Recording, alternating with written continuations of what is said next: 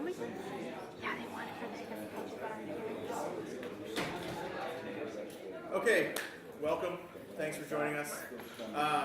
For those of you that don't know, we wanted to do a session here on the admissions process, specifically on the application itself.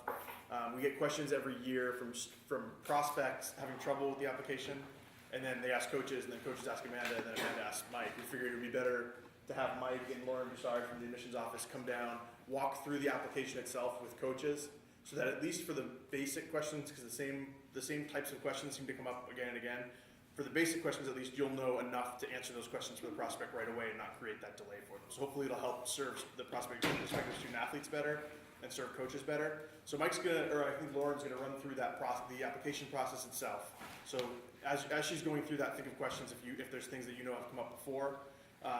And then they'll be happy to answer questions about the application process, walk through all of that. And at the end, we'll also have an opportunity to ask Mike or Lauren or both questions about the admissions process in general, if that is helpful as well. So I'll pass it to Mike. Perfect. Thanks, Brian. Thanks for making the time for us. We're glad to do this. Anytime we can help clarify or make things easier or make things more helpful in terms of what you're doing in terms of your jobs. I know you guys have complicated processes and are trying to get the best students here that you can, and we want to be a good partner with that and make that as easy a transition as possible for your student athletes that you're recruiting. So as Brian just mentioned, we're going to walk through some high points on some of our processes, but if there's questions, if you need more detail, more clarification, we're happy to, we are happy to go into detail about that and get you the information that you need. That's going to be helpful to you. So I'm going to pass it off to my friend and colleague, Lauren Broussard. Lauren's our Associate Director of Admission Records at Sierra College. And her team manage all the processing of the applications. I mean, they really do all the heavy lifting. And so we can't do anything at all until they do their work, and they do it really, really well. Especially given their staff and the volume of work that they have to accomplish at different times of year. So I'm going to pass it off to Lauren. If there's things that we can be helpful to you on, let us know, and we're here to get you the information you need. So Lauren's going to walk us through this process here. Thanks, Mike. Hello, everyone. As Mike mentioned, I'm the Associate Director of Admission Records, and just to kind of let you know where we're going and what we're going to talk about a little bit today. So first of all, who to know? Other than Mike and myself, there's one other key person that will be instrumental in this process, as well as how to flag an applicant, what that kind of looks like on your end, what that looks like on our end, what it looks like for an athlete to actually submit their application, how we process those applications, and then what it looks like for an athlete to figure out what they've turned in, what they haven't turned in, and then when you all have questions about an athlete's status, sort of what that process looks like. And then Mike will go through a couple of special circumstances, and then we'll leave a bit of time open for Q&A if you have any kind of more specific questions to things that have maybe happened in the past or things you're anticipating for the future. So first is who to know. Her name is Ellie. Ellie Waltz is the assistant to the dean and the associate dean. This is her email and her contact information.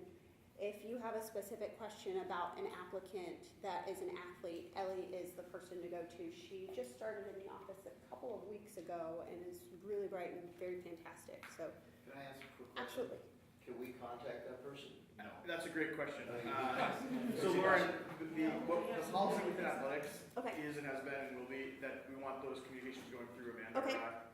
Okay, just fantastic. because we have that primary liaison policy, so let's make sure we stick with that. Okay. Sorry about that, everybody. Good question. That was a test mark. You passed. Yeah, thanks. Good, yeah, very good question.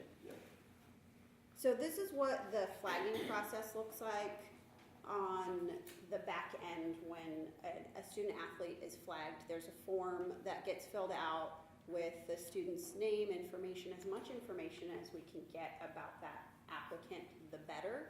And the earlier on that student gets flagged, the better it is. That way we know, oh, this is a prospective tennis player or basketball player, etc. We also have a system in place that sometimes we may have somebody come for a campus tour, so we get their name and their email, and then later they get flagged, and we have little bits of information. So as much as you can give us so we can link those two people together, the better their chances of everything kind of coming together for their file. Yeah, I have just a Absolutely. question on this flagging. Yeah. Last year, I've done this each year, we get an email back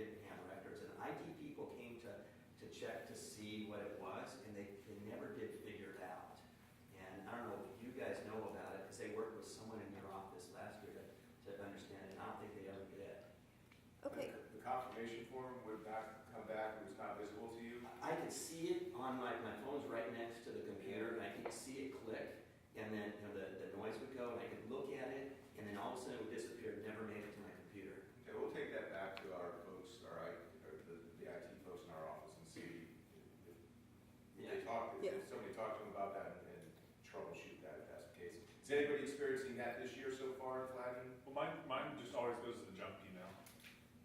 I see it on my computer, but it's just always in junk mail. Okay. They checked it on my.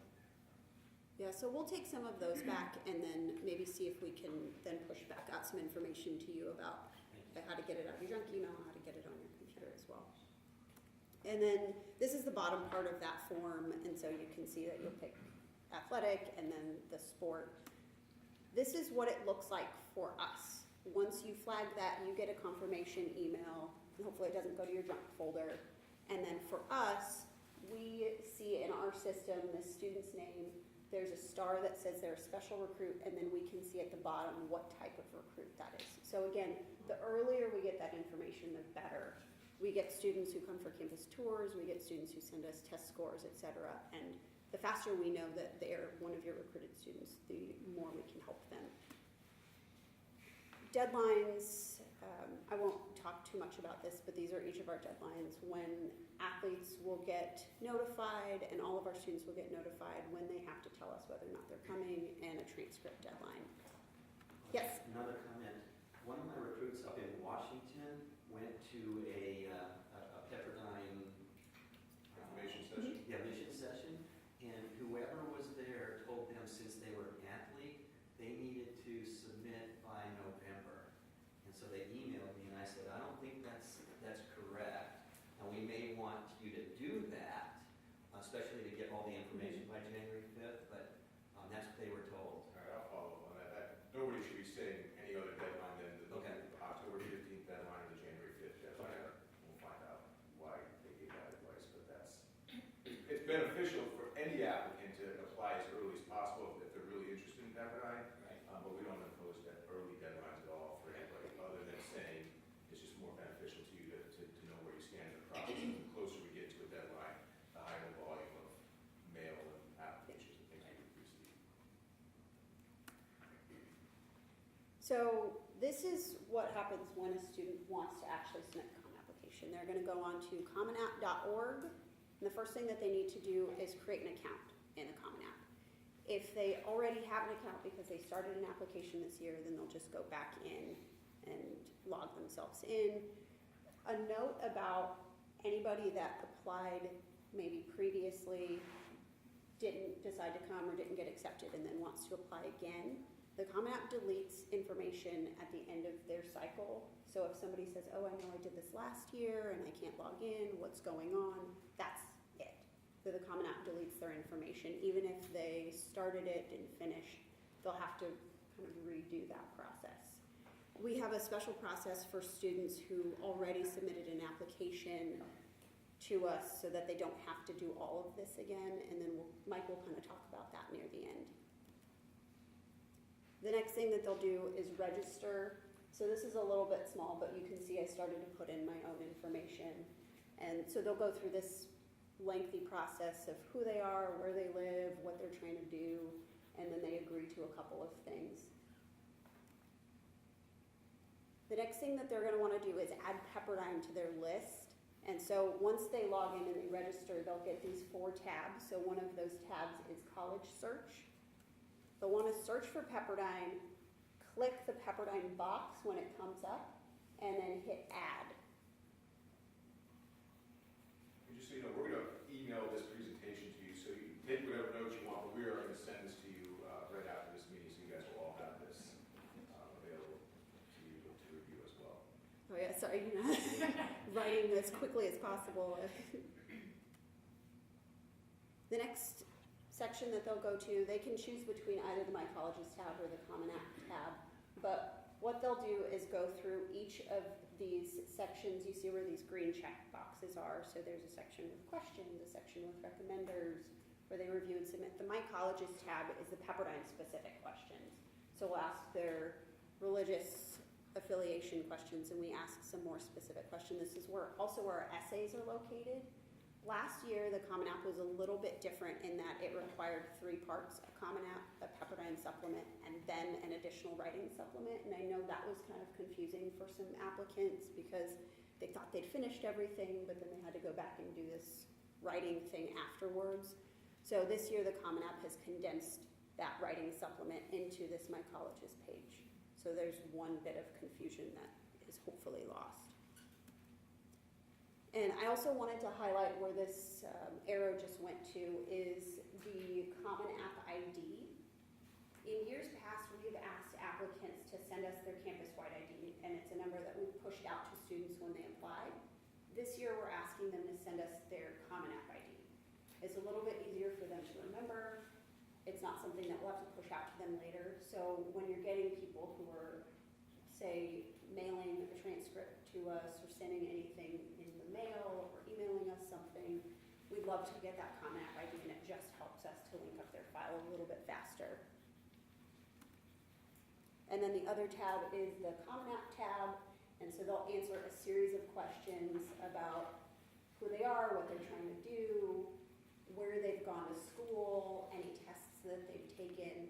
The Common App asks for self-reported test scores. We don't take them, so in case athletes or any student is really bogged down by saying, oh, I can't find my score yet, we're not going to keep that, but it is useful if they end up applying to another school.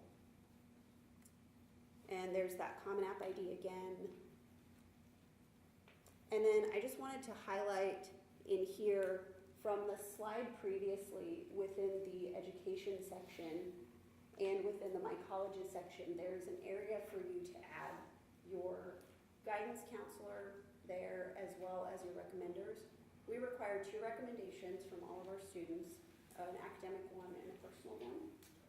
And this is the area where students can go to assign recommenders. That's a problem that happens pretty frequently with students. They'll say, oh, well, I thought that I'd added this person, but they never got the invitation or they never sent it. They have to actually go in, and it's this Manage Recommenders link that they can look and see who they've invited, what the status is. They can send a second invitation if they want to, and that's where they'll go to manage those things.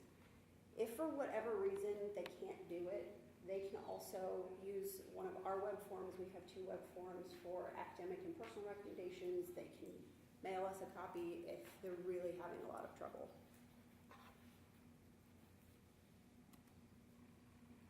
And one thing that I wanted to note, actually, on all of these, you'll see on the side is the help and instructions area.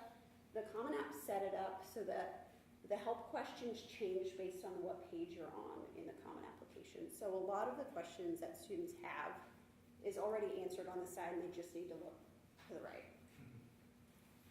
And that is the same for our Pepperdine specific questions as well. We tried to create a couple of FAQs that we put on our Pepperdine specific page also to help students out. And then the last thing that they need to do is pay and submit. This one is a test application that I created, so I took myself a fee waiver. But we also contract with Common App rather contracts with a third party that does the actual payment submission. So they'll go into a different page to pay, and it's that circled area, that link that says click here if you'd like to pay. Could you explain that fee waiver? Because Yeah. we have athletes that ask that all the time. Yeah, absolutely. So we have a couple of fee waiver options. The Common App uses fee waivers that are NACAC, College Board fee waivers as well. We do students that are getting free or reduced lunch. And the Common App explains out kind of step by step. Do you apply for this one, or do you fulfill this requirement, this one, this one, this one? If they say yes, then they're automatically going to get considered for a fee waiver. Pepperdine has a couple of specific ones. For example, if your mom or your dad works here, we'll give you a fee waiver. Otherwise, everyone has to pay the $65 application fee. Okay, so the Common App people just make that decision rather than us, except for Yeah. children of employees. Yes. So we will honor the Common App ones, and it's the NACAC fee waiver, the College Board fee waiver, NACAC, NACAC. And that's the Professional Admission Association, professional association that we're a part of in terms of, not the governing body of admission, but the professional network of college admission counselors and secondary college counselors. Yeah, so the Common App has a pretty long list of fee waivers that they'll accept, and so if a student fulfills one of those, then they'll automatically get a fee waiver and we will honor it.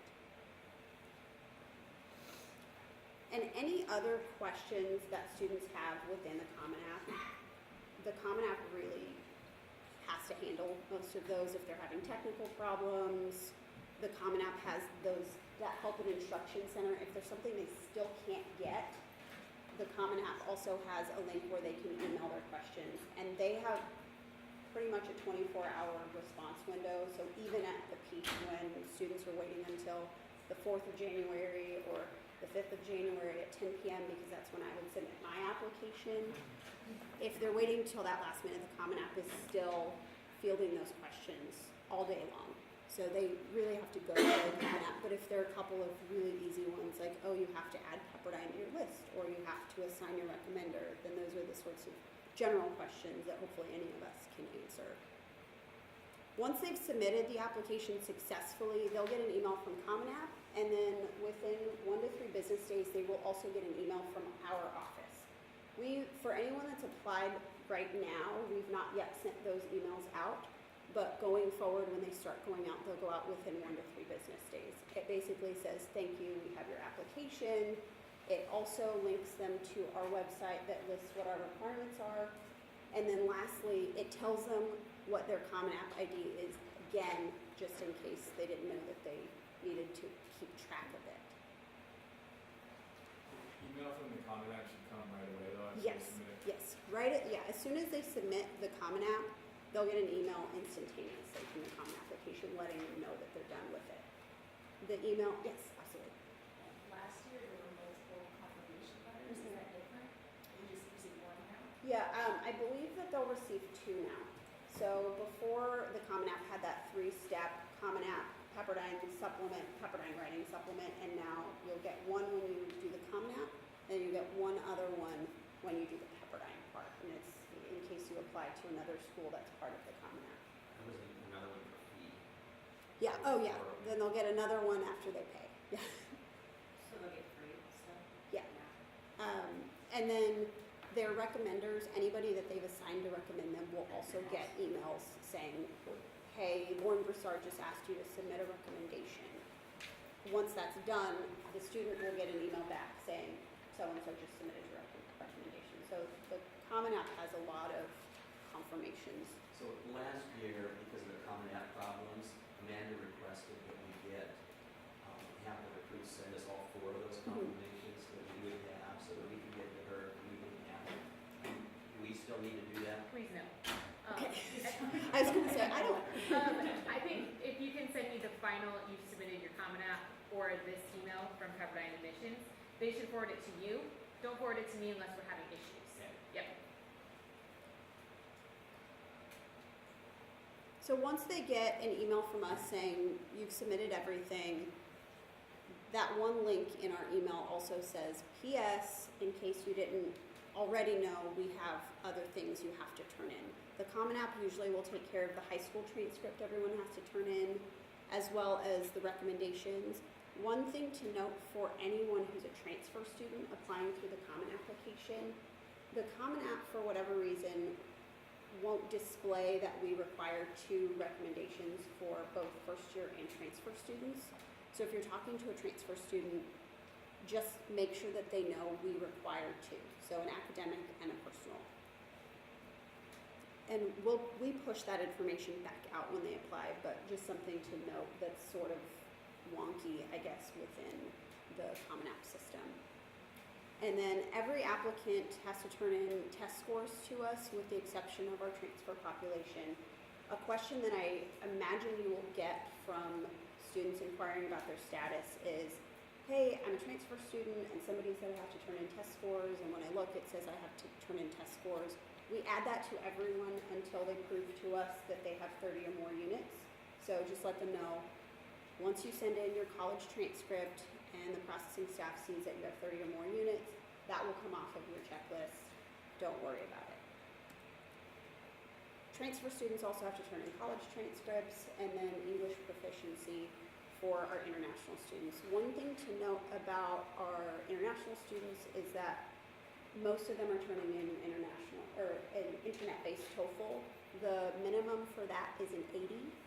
We also have a few other ways for international students to prove English proficiency through the college English class that they've taken or through SAT or ACT scores, which we have on our website listed for them. And two things that I've noted here is as much as they can submit electronically, the better, and as much as they can put their Common App ID on things, the better. It just moves our process so much faster. Is there anything different that the international students are doing on the Common App, or is it separate because it's international? It's pretty much the same. The Common App has a first-year application and a transfer application, and those are the only two iterations. We know that a student's international just based on their responses to either of those, and then on our end, we'll add those requirements to their file. And then that gets sent over to international students? Yes, and we work very closely with the International Student Services Office on getting all of those things together. And my staff marks off that we've completed them. International Student Services gets the GPA for them and does a few other things with them as well. So this is just sort of a representation of what January 5th looks like in our office. 99% of the students, I would say, want to apply very last minute. Some of them don't, most of them don't, but I'd say we probably get 2/3 of our applications a couple of days before the deadline. So what we do is I have a staff of 4 people. 3 of them are actually processing all the applications that we get in. So I know that a lot of times y'all will have questions of, I know this person submitted this a while ago. I'm trying to figure out the status. Why can't anybody get back to me? A lot of times it's that. We are processing, like I said, about 2/3 of the applications at the very last minute because that's when they come to us. The way that we try to process things is in the order that the application is received. So if your application gets sent much earlier in the cycle, it's much easier for us to tell you their status kind of right away. When it comes on the 3rd, the 4th, the 5th, we process those things, even if we got a transcript from that student months ago. As soon as we get their application in, that's when we start that process. Once we've processed the application, the student also gets this email. And it's an email to something called App Tracker. And I try to highlight the link for them. So they'll get this email saying, we've processed your application. We know exactly what we have for you at this moment, exactly what we don't have for you at this moment. Now you can go and self-monitor as we get more things in. This is what it looks like for a student when they go into their app tracker. I know it's a little small and kind of hard to read, so I'm going to highlight a couple of key places. The first place is the date that their application was submitted. So like I said, we'll process in that order. And then the next is our processing timeline. This is it's messaging that we change periodically. So at the beginning of the cycle, we're turning things over very quickly, and then once we get to that January 5th deadline, that processing window changes. So we will update this messaging accordingly. And sometimes it's as much as, I think last year it was up to 6 weeks, and it was because we hadn't actually started processing until December or so. This section here in an app tracker, so when you're talking to applicants, or if somebody asks a question about, hey, I'm trying to apply, or I'm trying to figure out where my things are, their app tracker will say, this top part says what we still need, the bottom part says what we already have. So it's been really useful for students to just click on that link. They don't need to log into anything. I know in years past they've had to log into WaveNet and figure out credentials issues, and now it's just a link we push out to them that they can go to, they can share with their mom or their dad or whomever. Yes? We get a report from Amanda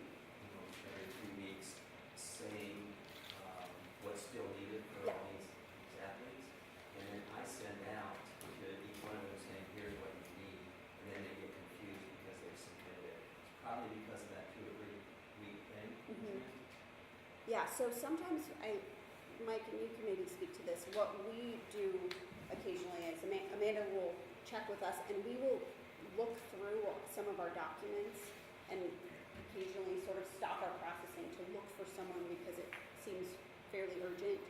So we'll say, okay, well, we have these things, we haven't marked them off yet, but they're here, don't worry.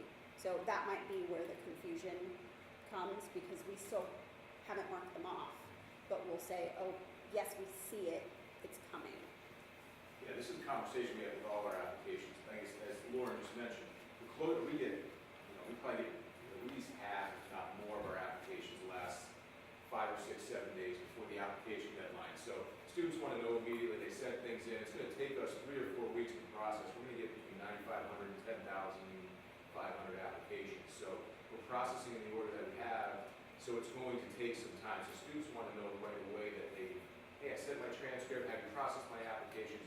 It's going to take us several weeks to go through this. So that's the confusion. We can update you on what we have and what's been processed, but as I tell Brian and Amanda and tell all of you, it's likely if they say they sent it, we have it, it just hasn't been processed yet. It's probably sitting, waiting to be scanned, waiting to be associated with the student's application if we haven't processed the application yet. So that's why if you're working with recruits, especially if you know early that they're committed to Pepperdine or they're going to be coming to Pepperdine, the early that they can apply and get their application in, the much better information we'll be able to get to you at an earlier stage. If they apply January 4th, it's going to be February 4th at the earliest before we get you any information on things. So that's and we battle that with all of our applications. A student sends an application in, they want to know the next day, hey, did you get my application? Do you have my transcripts, recommendations? So that's just the lag time. That's we just need to process everything at that point in time. I understand what the flagging process does, what that means, whatever. So once that student's flagged and then their application does come through, does it get set aside? It doesn't get set aside. It gets flagged as a student athlete, but doesn't go. I mean, I can identify it. I can run that population, but it doesn't set aside the processing part of it. So it's not going to say, okay, we're going to take this small population of applicants and process them differently.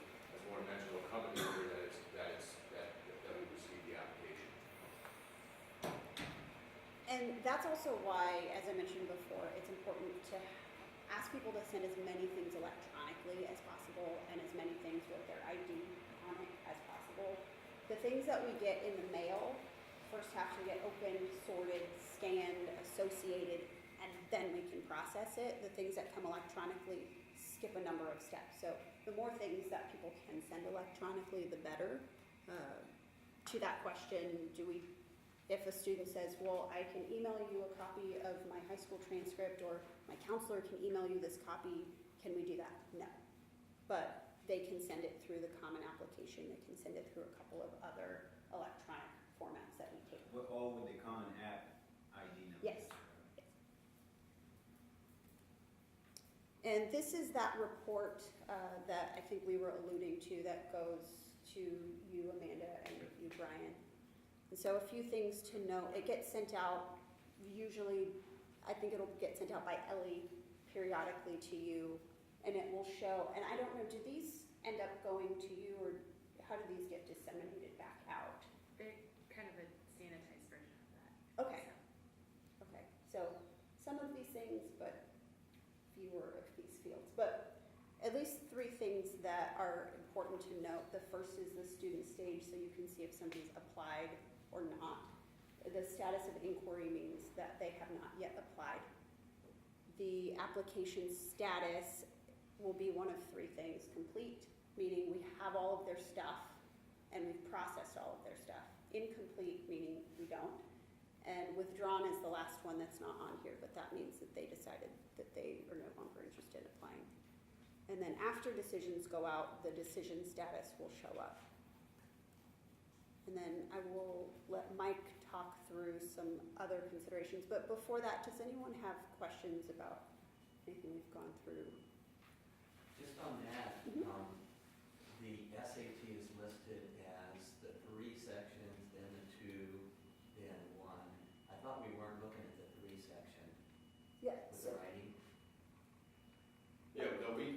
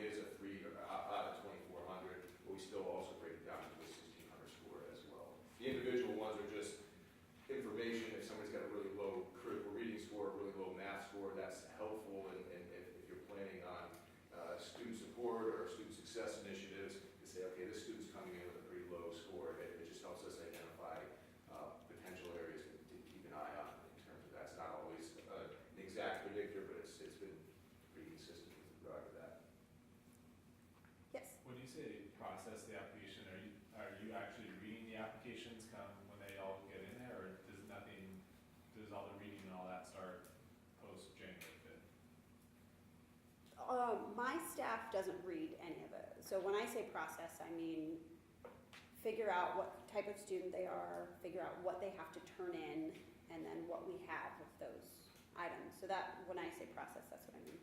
The reading portion, as soon as a file completes, so we have everything in, then our admission committee will start reading, and I believe they usually start that in late fall. So we're not waiting until after January the 5th to actually read anyone's application file. We'll start doing that as soon as the file completes. But when I say process, I just mean in terms of what my staff is doing. Yeah, Laura and her staff compile everything, get everything ready to go. Once the file is complete, that's when it will go to the admission committee. Athletes come to me. So once a file is complete, we will not review a file until it's completed and all the application requirements are fulfilled for that student athlete or any student. And then once it is, we'll start reading in early December. Usually right around the first week of December is when we'll start reviewing fall applications. Once we get through the spring process and our counselors are back from recruiting and those kinds of things, we'll start looking at applications. We're reviewing applications in early December. So. And then Mike will talk through a couple of special cases. Sure. Thanks, Lauren. These are things probably you're familiar with in some degree. Obviously, for any recruited or special group of students that we have, whether it's a student athlete, a VIP student for some reason to the university, fine arts recruit, any recruited or special category of student, if they don't meet a minimum academic level, they have to go to the academic exceptions committee. And so that is a committee made up of Seaver College faculty and staff. That will then determine whether we're going to grant an admission exception for that particular student. So, in case you're not aware, for any student that has a GPA below 2.7, so 2.69 or below, whether it's a high school GPA or a transfer or college GPA, those students automatically have to go before the academic exceptions committee. It's also possible for a student that they might have a 3.2 GPA, but their SAT on the critical reading and the math sections might be 900. Then that student is going to have to go to the exceptions committee because the requirement there is 949 or below on the critical reading and math sections of the SAT. If they're below that standard, even if their GPA is above the minimum standard, they have to go to the exceptions committee. For those students that take the ACT, it's 19 or below on the composite score. So those are the combinations of things. The only exception would be if a student had, let's say they submitted an SAT and an ACT score, and the SAT was a 900, but their ACT was a 23. If they have one qualifying score, we will not send that student to the exceptions committee. Typically, that's pretty rare. Most students are just taking one exam or the other. So if they don't meet that, then that student's admission is subject to this committee. It's a Seaver College committee made up of 9 individuals. And they will take a look at the exceptions and the justification and substantiation for that and make a decision on that. For spring, that committee will start meeting probably somewhere between November 1st and November 15th, depending on if we have students eligible for that. For the fall process, that committee meets usually in early March, somewhere in the first week of March. And we'll communicate that to Brian and Amanda, but that is when those committees meet. One of the other things we're talking about fee waivers, the $750 tuition prepayment. If a student is admitted and they are going to come to Pepperdine, they need to submit an enrollment confirmation form and pay the $750 tuition prepayment by May 1st, by midnight on May 1st. That's the National Candidates Reply deadline. For any of our students that have financial assistance equal to or above what tuition charges are for that year, we waive the $750 tuition prepayment. So if you have a student athlete that's getting a substantial scholarship or full grant and aid, we will waive the $750 tuition prepayment, and we'll communicate that and work through Brian and Amanda on that. But it's got to be equal to or above tuition, and they still need to submit the enrollment confirmation form, and so they'll need to take care of that. And just so you know, that's not an extra charge. That will go against whatever balance they have in terms of their charges for the fall. So when you're working with students and families, that $750 is truly a prepayment. It's not an extra fee. So if they have a balance of $5,000 in the fall, that $750 will be credited to that. Non-degree students, I know in the summertime we have some special circumstances where students can start in the summer and take summer school prior to enrolling full-time in the fall. So non-degree students, just so in those special circumstances, the student athlete in question needs to be admitted fully as a degree-seeking student for the subsequent term. That all that has to be taken care of prior, and then we ask that non-degree student athletes get their application, their non-degree application in at least 2 weeks before the start of that particular summer term. Is very helpful. That's all they have to do is fill out this online form. We have their transcripts, we have all their other documents, so it should be pretty easy for them to do that, but they need to be admitted as a regular degree-seeking student, and they need to submit the non-degree application 2 weeks prior. Lauren mentioned the reapplications. You might have recruited students that, went through the application process for fall 2014, made a decision, another decision to attend an institution, but have now rethought that and want to come back to Pepperdine. So any student, not just student athletes, can reapply to Pepperdine for up to 1 year. So if they apply for fall 2014 and then want to be either considered for spring 15 or fall 15, they do not have to go through the full application process again. There's instructions on our website about the reapplication process. It's an online form that they have to fill out, again similar to the non-degree application in some respects. That asks them for some information, and they just need to submit that. They don't need to pay the application fee again. The only thing that we require of them is updated documents. If their file wasn't complete, or if we didn't get their final high school transcript, or they did some college coursework during the year, those are the only other requirements that we will need from them. Late applications, we work with Brian and Amanda on this process. It's helpful, it's really, really helpful. The ways that you can help our office as much as possible, if you're recruiting student athletes and you know that they're going to be applying, make sure they apply by the deadline. October 15th is coming up just next week for spring 15, and January 5 is not too far behind it, around the corner in terms of the fall process. So especially if you have student athletes that you know are going to be applying, or you know recruited, or going to be signing an NOI, make sure they apply by the deadline. We do know that there's exceptions after the deadline, just because of a variety of different factors, but as much as we can mitigate that is really, really helpful, but we'll certainly work with you on those late situations. Also, we know that you'll recruit student athletes and they'll go through the process, but at some point in time they might commit to another institution, or you might no longer be considering them for one reason or another. Just communicate that to Brian and Amanda so that they can get that up to us, and we'll take care of the necessary back end of things to unflag them or to make sure they're not being considered as a special recruit anymore. So that's helpful to us in the admission process as well. When you know about those situations, we can take care of it at that time. So, any questions about any of that? That's The number for the ACT was, you said a 19 or below? 19 or below, yes, on the composite score. So 20 or above is eligible, 19 or below will require exceptions committee. Yes. The GPA is the core course GPA is what we're talking about. No, that's a good question, because I know that you guys calculate core course. It's how we calculate a student's GPA. Lauren and her staff go through and recalculate every high school GPA, taking out classes like PE or yearbook or student government, non-academic courses. So it's the GPA that we're going to use on admission. So that's, we ask for substantiation for student athletes that go into the exceptions committee, and that might be something to put in there. Just to follow up on Mike's point, the GPA that they ultimately come up with tracks more closely on the core course GPA than the GPA you'll look at on the transcript. So for example, it won't be exactly the same, but if you look at the transcript for a student athlete, typically there's going to be, they got an A in volleyball 10 times, and those are all going to come out. For Mike's GPA, correct me if I'm wrong, but some of the fine art stuff might stay in. Right. Whereas for the core course GPA, obviously those are coming off too. So you're getting, as you get to the core course GPA as opposed to what's on the transcript, we're closer to what Mike's going to ultimately come up with. So that's what we typically look at to kind of judge this person's going to have to go to exceptions. Every once in a while, we're surprised one way or the other, but typically it tracks fairly closely on the core course GPA. And then, Mike, can you talk about super scores too? Sure. SAT, if students taken the SAT more than once, we will super score the SAT.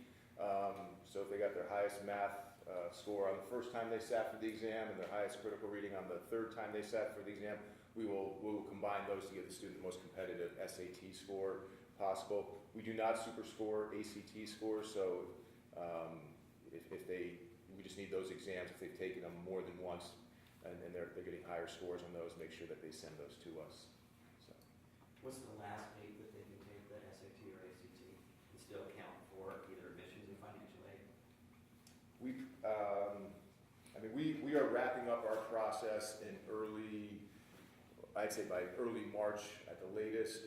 So we need to have the score probably by, it's got to come to our office probably by late February. I don't know what the exam is on that date. We can take a look at that and look at the ACT and SAT exams when they're scheduled. But we need it by the end of February at the very latest.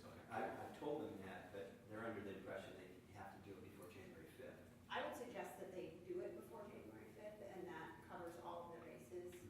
Yeah, no, absolutely. For an application requirement, if they want to take the exam again to better their score, sure, we'll continue to add scores to their file, but they shouldn't wait to fulfill the requirement. They should meet the application requirements by the stated deadlines. So if they're not happy with their score, all right, submit it, and then if they're sitting for it again, then just make sure those scores get sent to us, and we'll add it to their file. Yeah, these are all for trying to get Yeah. the financial assistance. And sometimes what ends up happening is because of the way we read applications, as soon as they complete, they'll go off to get read. Sometimes even if they are taking that test later, the file gets read, and I know Mike will review them again before we send out final decisions, but sometimes that decision gets made quickly. Is the exceptions committee membership the same as last year? I believe it is. I don't actually sit on that committee. Brian's a member. I don't know what's changed. I know we had to have some substitutions just because people are on sabbatical or out on leave, but I don't believe the committee membership has changed significantly. And we don't typically publicly, that's not publicly disclosed, right? No, I mean, I think the dean's office has a list of academic, but I don't know where they publish that or. Yeah, I mean, that's not something we've shared with coaches in general. So, yeah, it's made up of 9 faculty and staff members across the college. Yes? We had a student contact us saying that she had applied for this fall and got deferred, and that she wants to come in the spring. Is that something that happened, or I had not reviewed her to apply here, but so is she in for spring if they get deferred, or how does that work? Yeah, that's actually a good question. For the spring for students that truly apply for spring during our regular application deadline, which is October 15th, coming up here next week, there's only 2 decisions. Either you admit or you're denied for starting in spring. For the fall process, for fall applicants, there's several decisions they could have. They could be admit, they could be waitlisted, they could be denied, or they could be spring defer. We have a spring defer option, which we offer, depending on the year, somewhere probably between 250 to 350 students that apply, where we say, sorry, we can't admit you for fall 2015, but here's a firm offer of admission for spring 2016. And they have to consider that and respond by the May 1st deadline at that time. So it's possible that, somebody applied last fall, they were spring deferred. If they committed and went through the enrollment process, said, yes, I'm going to come for spring 2015, then they're in, they're coming, and they're going to show up here in January. If that student was spring deferred and did not confirm their enrollment by the May 1st deadline, well, then they're not coming. They had to confirm their enrollment with regards to that. Did any waitlisted students last few years get in? Yes. They have? This year a little bit, we went to the wait list. Previous years, not as much. So there's usually a handful each year, I would say, that possibly get off the wait list. So. Other questions? I have one, and if I'm out of topic, actually it's a 9-9 question. Because of the sand volleyball, it's a new sport, we have a lot of kids like in 5th year. So, and then they come to us and they, okay, how do I do? Where do I apply? Where, for the Seaver College or for grad school, how can you guys help us direct them and say okay, you got an application as a transfer 5th year, or if you want to go to grad school, you gotta go into his office. How can you guys help us with that? Yeah, that's a good question. For 5th year, if you know students are considering 5th year for whatever the reasons, the it's a little bit more difficult if they've graduated, they've walked, their degree requirements are Mike, complete. can I jump in there for a Yeah, second? Applying for a 5th year of baccalaureate studies should not be an option at the beginning of that process. They should be applying to grad school. So we're not encouraging student athletes to come back here and take classes if they're not going to finish another degree. And that's been communicated for the last year. So the plan is not they come back for a 5th year and go to continue their undergrad education even though they've graduated. So then, They should be applying to grad schools. So that's really a question for the grad school Yeah. officials. okay, so can I have like a contact at grad school that I can get in contact? That was my question, Mhm. because grad school, yes, I do understand that, so we have a 5th year, just go to grad school, so what's the contact that I can get? It's different at each school. So we can get that information for you. Thank you. And again, it's the same kind of restrictions of making sure you're communicating with us or the academic staff to work with those grad schools on applications and stuff like that. So coaches aren't necessarily permitted to reach out to those staffs. So if I have, sorry to go deep with that, if I have a student athlete that has movies, everything, and is interested in 5th year for grad school, I send them to you guys. Yes. Or Lauren. For Lauren, yeah, for your academic person. Okay. Thanks. Is there any sort of early application process or financial process? No, we're one of the few schools in the country that does not have an early application. So one application deadline for fall is January 5th, and one notification deadline which will be on or before April 1st, usually somewhere between mid-March and April 1st. So there's no early application back. So Can I confirm, okay, we asked this question, but I need to make sure that I have it right. If a kid is applying for fall 2015, and they're retaking the SAT or ACT, I think it's October 3rd or something like that, Yeah. do they go in and do this common app, or should they wait until they've taken it? Like, do they wait till November 15th or something, or should they go forward with the common app, or can they do that? So they're applying for fall, Yes. but they want to wait on their SAT. Yeah. Fill out the common app Okay. and just get that done. And then the other requirement is that you do high state comm. Just keep adding them on. Okay. And the SAT scores for us, we get those electronically through the testing agency, so those ones are much quicker processing wise, so they can theoretically take those at the last minute possible. yeah, there's no specific order things need to come in, so you don't have to wait. If the application's been up since early August for spring and for fall, so they can start applying now. They can start working on that, and they can send us documents if they the transcript requirement is through their junior year of high school for their high school transcript. They can send that to us now. They can start sending us recommendations. They can start doing all of that, and then. But just as Lauren mentioned in her remarks, we will not associate those documents, and obviously until we get an application, because we get thousands and thousands and thousands of transcripts and even numerous recommendations for students that wind up never applying. So they can send the information.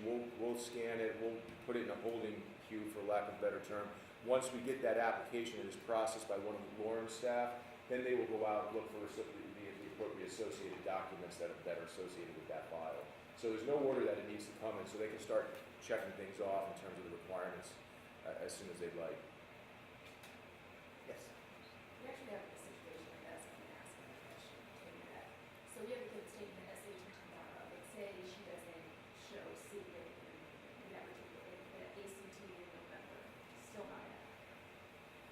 You now have a history of those scores, does that impact your decision? So she's going to exceptions, does that impact your decision as to? No, I mean, at some schools, and maybe some of the most elite schools in the country, they might look at test score history or how many times students are taking an exam. I haven't actually really heard that much, that practice as much anymore. We certainly don't do that. Students free to take the exam as many times. That is not going to impact. That is not going to impact our decision. I mean, their performance on the exam, we're not looking at, okay, they took it 4 times. What does that mean? We're just looking at, okay, they took it 4 times, and the best score they got was a 17 on the ACT. That has some ramifications in terms of what their actual competitive score is. I think that may have come up before in exceptions, though. What's that? I think that test history may have come up before in the exceptions committee itself. Okay. Yeah, so that might be a consideration.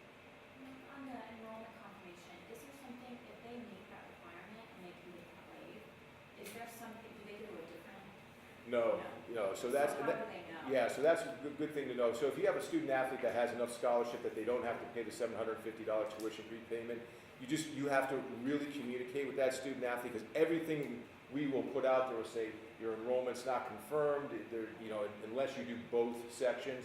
You just have to reassure that student saying, we've communicated with admissions, they know that you're a 80% scholarship athlete, your tuition prepayment is waived, just do the enrollment confirmation form, and then don't worry about the payment section.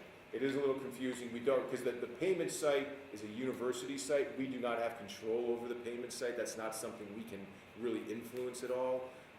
So that's just the communication with your student, just say. They have to do it, and back there's always because they're ready to pay. You just gotta do the form, and then we will, we get the list of eligible students from Brian and Amanda. We pass those on to Lauren's staff, and they know exactly who's eligible for a tuition prepayment. It is confusing because everything will be warning, you're not enrolled, you're not confirmed. So if you can just communicate that with them, that's really helpful. So. I don't know if this is a fair question, but financial aid, can you give us any clues on that? Any clues on financial aid? Talk about merit scholarships. I'll start there. Top 10 to 12% of our admitted students will receive some form of merit academic scholarship. That's based on the applicant pool for that year. Historically, those numbers haven't changed much over the last several years. But like last year, it seemed that the number on the SAT went way up to about 1460, but then the amount of money they got was full tuition. And there were different levels. Yeah, there's different. We have really experimented with financial aid over the last 3 or 4 years in hopes of really trying to best enroll the kinds of students we want to enroll here, and also be conscious, good stewards for the financial aid budget that we have to live within.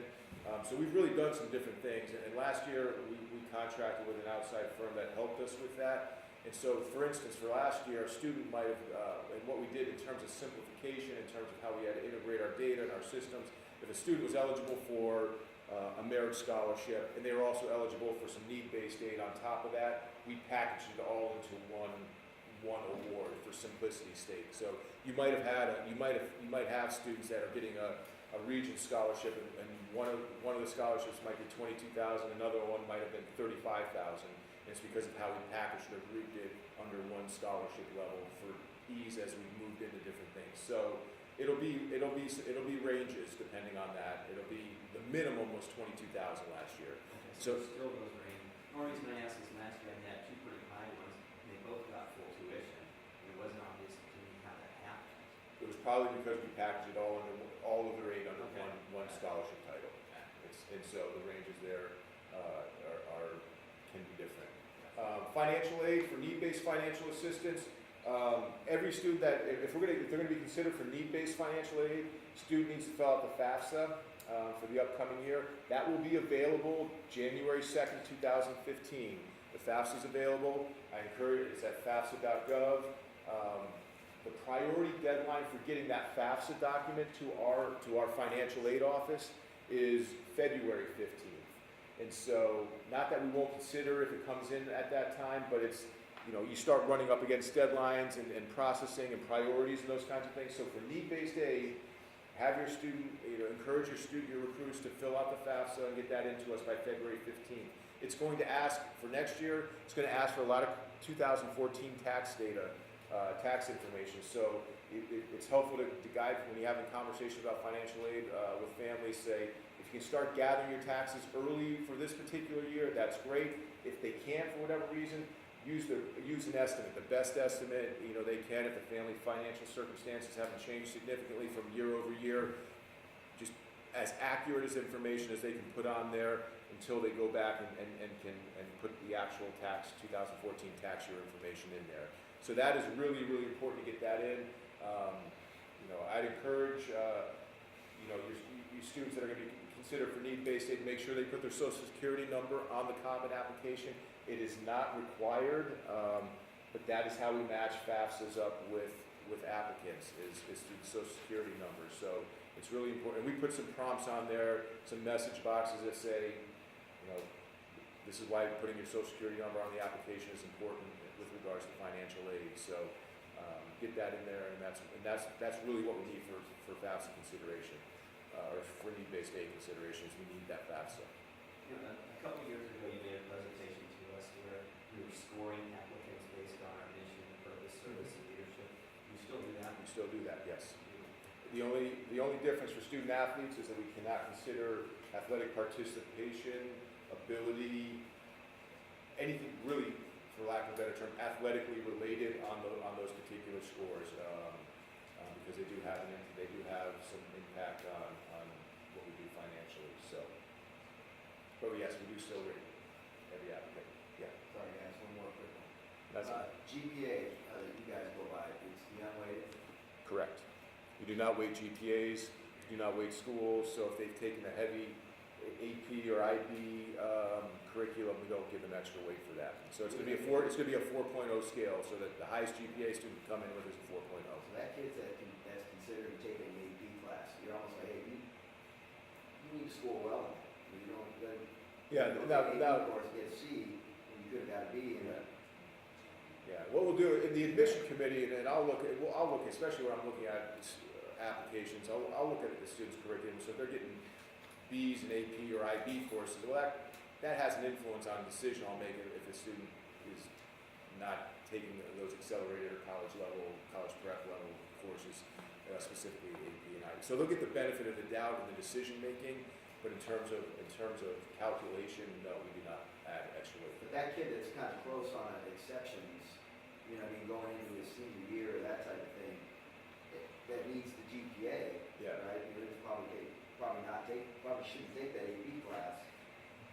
You know what I'm saying? Well, yeah, I mean, that's a student's decision in terms of whether they're ready for that class and want to take that challenge and all those kinds of things. I mean, But your GPA is based on just. based on raw performance in that course. It's pretty rare that we see somebody in exceptions who's got like AP coursework like that. Yeah, okay. So, I mean, and I would say if we did, then I think in that committee looks really closely at the transcript. So I mean, if you've got a kid who's got a 268 and they took all AP courses, they're going to get the benefit of the doubt. So I would never tell a kid not to take a course because of that. Right. It happened with one of our guys, Yeah. the very first guy, that was right on that fringe, you know what I mean? Yeah, He was it's not seeing gonna- AP course and- That's not going to work against them. So I Okay. think that's worth telling them not to take that Yeah, class. yeah. A question going along with that, maybe Brian, you know, when we evaluate the core GPA through the school's portal, there is certain courses that it tells you to award it a 5-point scale, so that doesn't matter, that's separate. That's from that. NCAA. That's how the NCAA is gonna determine So their that's where there course. could be a differential in what your guys' number is and what their number is. Right. Well, or if they had a bunch of A's in fine arts type courses, or if they had bad grades in fine arts courses, those are going to go on to Mike's GPA, but not the NCAA's. So it should balance out. Yeah, at the end of the day, it's usually pretty close. Understand.